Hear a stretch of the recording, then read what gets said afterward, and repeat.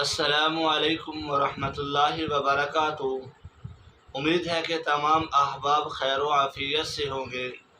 دوستو، آپ کے سامنے ایک ایسا واقعہ لے آیا ہوں۔ دعا ہے کہ آپ جب اس واقعے کو سنیں گے تو واقعی آپ کا ایمان تازہ ہوگا۔ ایک خاتون جس کا نام حضرت رابعہ بصری رحمۃ اللہ علیہ ہے، یہ اپنے زمانے کی بہت بڑی عالمہ، فاضلہ اور ولیہ تھی۔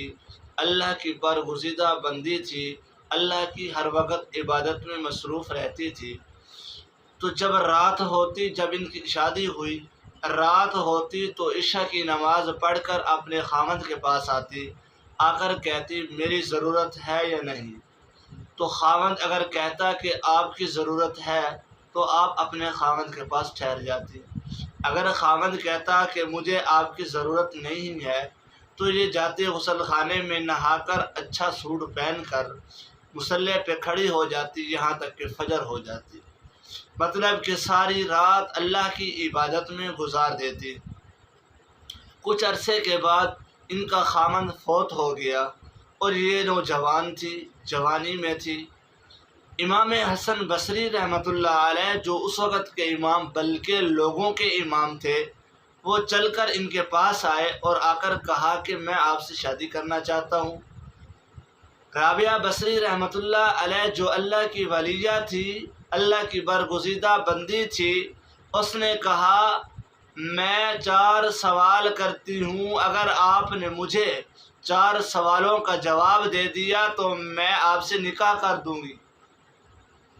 پہلا سوال کیا کہ جب قیامت کا دن ہوگا، اللہ رب کائنات اعمال نامے کو اڑائیں گے تو میرا کسی کا اعمال نامہ سیدھے ہاتھ میں آئے گا، کسی کا الٹے ہاتھ میں آئے گا۔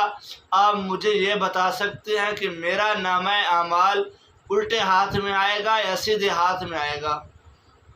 امام بصری رحمۃ اللہ علیہ نے فرمایا نہیں، یہ بات میں نہیں بتا سکتا۔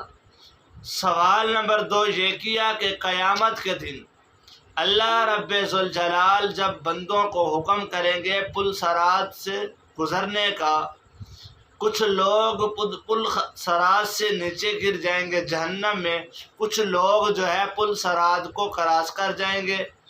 آیا میں نیچے گر جاؤں گی یا پل صراط کو کراس کر جاؤں گی؟ امام بصری رحمۃ اللہ علیہ نے فرمایا اس کا بھی میں جواب نہیں دے سکتا۔ تیسرا سوال کیا کہ اللہ رب کائنات جب نیکیوں کو ترازو میں تولیں گے تو میری نیکیاں ترازو کے اندر بھاری ہوں گی یا ہلکی ہو جائیں گی؟ امام بصری رحمۃ اللہ علیہ نے فرمایا کہ اس سوال کا جواب بھی میں نہیں دے سکتا۔ چوتھا سوال یہ کیا کہ جب نیکیوں کا جو ہے مقابلہ کیا جائے گا، میری نیکیاں زیادہ ہوں گی یا کم ہوں گی؟ امام بصری رحمۃ اللہ علیہ نے فرمایا اس بات کا بھی جواب میں نہیں دے سکتا۔ تو اس خاتون رابعہ بصری رحمۃ اللہ علیہ نے جو اللہ کی ولیہ اور برگزیدہ بندی تھی، اس نے کہا آپ چلے جائیں، میرے پاس شادی کا وقت نہیں ہے، میں نے ان 4 سوالوں کی تیاری کرنی ہے۔